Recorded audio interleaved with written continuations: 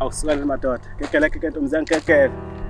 Yazi ngabe step 5 is right kanjani? I-price yobisi namaphapasi ngiyayazi. Wazakhuluma ukuyeke bhuti. Kanti bakhona abafana abangakusabi konje. Ekubeni thina abasimithisa bayiphiyaze seyiswini izingane. Balalela leli joke ukuthi wakho. Kwabhlungu ukuzwa lokho. Kodwa inkinga iyodwa la. Nina nithatha niqomela abafana abangayimisele ngokukhula la emqondweni. Abajabulele ubumnandi besikhashana. Bese behluleka ukumela umphumela yobumnandi nibe nayo ndawonye. Ukodwa-ke kodwa mina kungithokozisayo ukuthi wena usukhulile ngokomqondo yabo. Hawu musukudlala ngamani. Yini ekhombisa ukukhula kimi kumele ngavumela ukumitha emncane nakangaka. Awuvumelanga umitha buthuna beze ubuwena.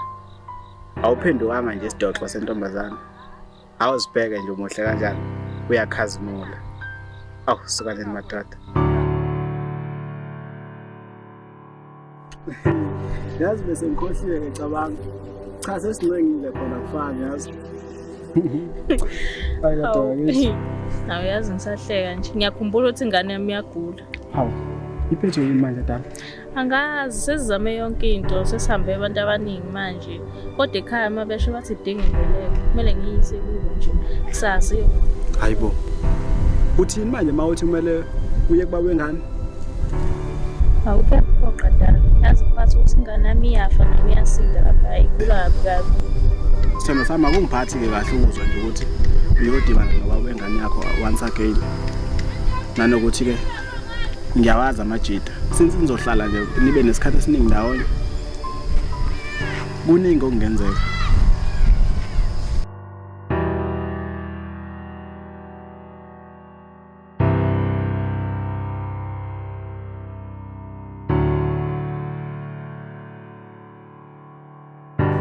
Asithambizwa balathi ingane yami bayithi yazi. Hayi kanti khululeke mama uyabona umalandela lo njengoba sesiqeda ukumenzela nje nembeleko hawu yonke into izohamba kahle izolunga insizwa le. Sithembe kanjalo mina ngisathanda ngempela ukubona ingane yami ikhala. Yazi nakho kunye maka boy. Empeleni mina sayahlukana ngisakuthanda. Okunamanje uthando losekhona ngawe.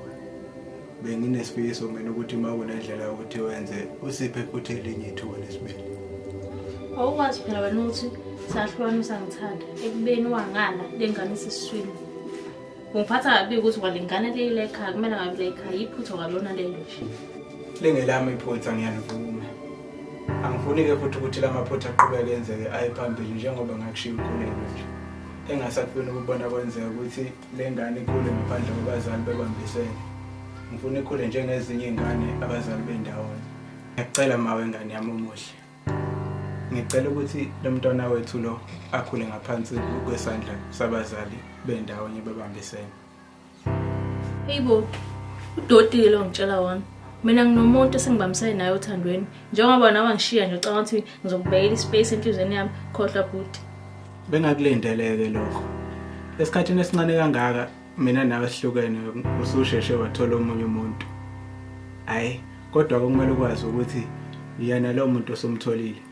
Umele azi ukuthi ubuvela nobaba wengane yakho.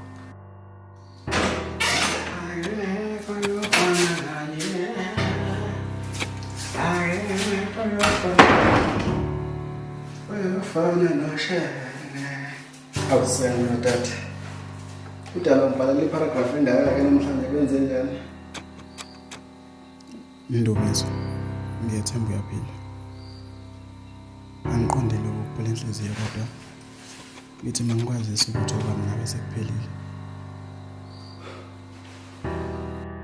Ngithatha isinqumo sokuba ngibuyelane nobaba wengane yami. Lokho angikwenzanga ngoba ngifuna ukuzwisa wena ubuhlungu yini noma ngifuna ukuphela inhliziyo. Oh shit. Kathi ngiyayibona le.